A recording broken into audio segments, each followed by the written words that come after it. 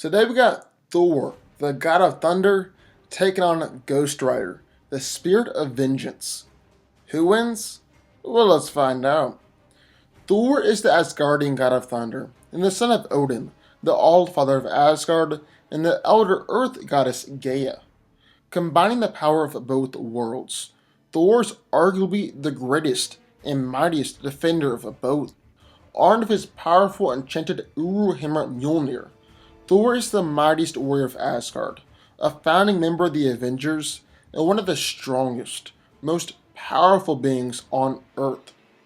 Thor is the strongest of the Asgardian gods, and his strength is considered to be incalculable and doesn't really have an upper limit. His strength is comparable to Hulk and Hercules. He can destroy entire planets with the force of his blows, and he's lifted the Midgard serpent, which was larger and weighed much more than the Earth. Thor is one of the most durable heroes in the Marvel Universe, and has been able to withstand attacks from Hulk, planet-shattering blows, and energy blasts from Celestials and Odin. So yeah, he's pretty durable. Thor is able to go for extended periods of time without food, water, and sleep, and one time fought the Frost Giants for 9 months straight. He's one of the most trained and experienced warriors in the Marvel Universe, and is actually a skilled hand-to-hand fighter, even though he tends to use a brawling technique. He's also a highly skilled weapons expert, with the most notable weapon being Mjolnir. Now, besides the obvious fact that the hammer can be used to hit stuff, and even destroy mountains and planets, Mjolnir has a ton of abilities. Thor can control the weather, even affecting it on a planetary scale, and unleash electrical storms, hurricane winds, tornadoes, tidal waves, blizzards, and earthquakes. He's even done some out-of-the-box things too, like when he made it rain fire. While Thor doesn't have the innate ability to fly, if he swings Mjolnir at faster than light speeds, he's then able to fly. Thor can manipulate matter on a vast scale, and he has the ability to transmute elements. He is able to turn intangible and invisible. Mjolnir is also able to create nearly impenetrable force fields. He's able to absorb and project energy blasts with Mjolnir, and he doesn't even have to wait for an opponent to shoot a blast of energy, but he can absorb it directly from their body. One of Thor's most powerful attacks is the God Blast, which killed the Midgard serpent and injured Galactus. He also is the Anti-Force, which is unbelievably powerful, and took out the entire Battle of Barbarians in one blast.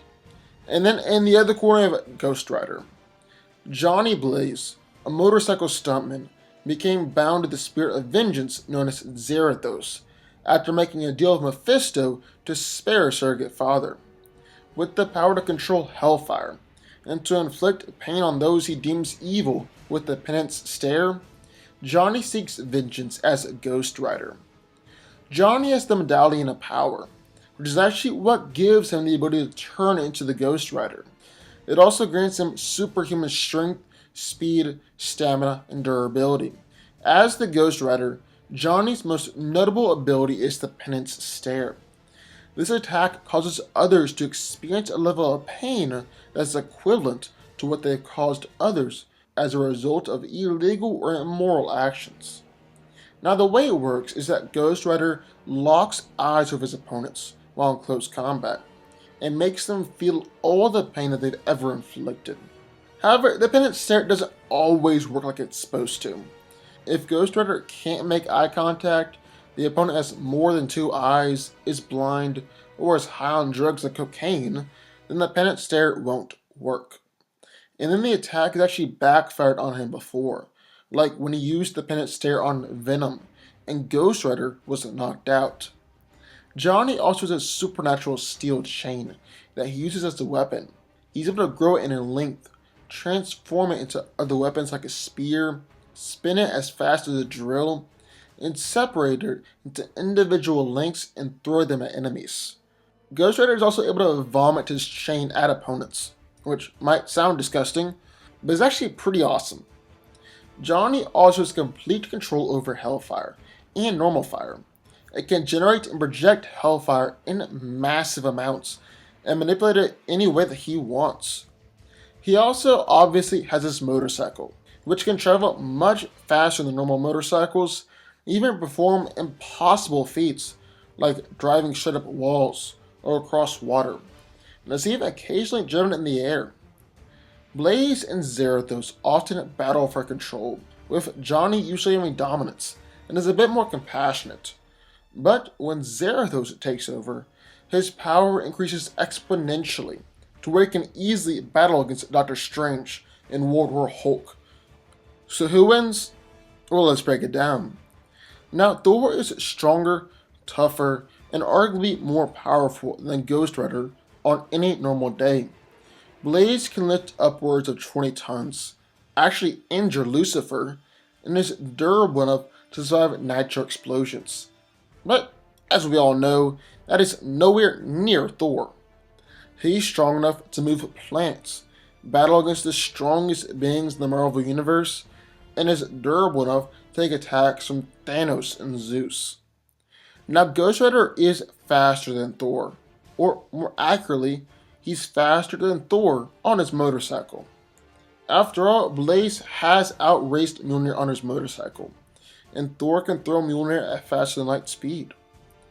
Now, you could argue that Thor was holding back like he normally does against most opponents, but that's not really the point here. The point is, while Blaze could be put around a mid-tier level, Thor comfortably sits at a higher, more cosmic level tier. However, the interesting thing is that Ghost Rider is two beings inhabiting one body. There's Johnny Blaze, who's just a human, and then there's Zarathos, the spirit of vengeance. According to Doctor Strange, the Ghost Rider's powers are, for most intents and purposes, boundless, limitless, and godlike. However, there is a vast difference between Johnny Blaze and Zarathos. Blaze, along with every human host of the Ghost Rider, is designed to act as a built-in safety. He limits the powers of the Ghost Rider simply due to the fact that he's human. However, when Johnny's influence is gone, well, then everything changes. Zarathos has been able to easily defeat Doctor Strange on multiple different occasions, potentially kill World War Hulk, fight against Lucifer, and even go up against the entire Avengers. And yes, that includes Thor. In fact, look at this fight right here. For starters, that is a very powerful roster right there, including Thor, Doctor Strange, Scarlet Witch, and Man-Thing. And Zarathos absolutely humiliates Thor. Just makes him look so weak in comparison. Zarathos is a Hell Lord, potentially on the same level as Skyfather beings. So while Thor is powerful, I don't see him being that powerful. Like, Thor wasn't able to defeat Mephisto when the two of them fought, but yet Zarathos was able to beat Mephisto in his own realm. I think that gives a good example of how their fight would go down. However, there is the interesting question of whether or not Thor could defeat Ghost Rider, while Johnny Blaze is still in control. Now, Thor is very powerful, but he holds back with most opponents, and since Blaze is just a human, I see the god holding back some here. It doesn't matter though, because Ghost Rider is able to heal from any attack, even magical attacks. Then King Thanos, one of the most powerful versions of Thanos that we've ever seen, stated that he isn't able to kill a Ghost Rider. And this was right after defeating Galactus. And it's been said that since God created the Ghost Riders, only God can kill them. And not pagan gods like Thor, but I'm talking about actual God. And then there are several ways for Blaze to step back and for Zarathos to take over. It can be a conscious choice that Blaze makes. His mind can be tampered with, or even just being knocked out. Like World War Hulk knocked out Blaze, but then Zarathos took over, and Doctor Strange said that Ghost Rider could have easily defeated Hulk. Basically, when Blaze loses control, then all hell lets loose, and Thor is in for a world of hurt.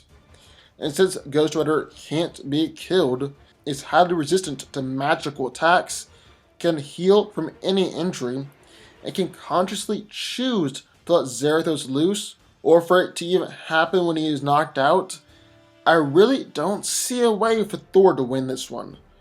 Ghost Rider claims the victory. But what do y'all think? I would love to hear your thoughts, so sound off in the comments down below. Also, be sure to subscribe button. More videos just like this one every single day. I'll see y'all next time.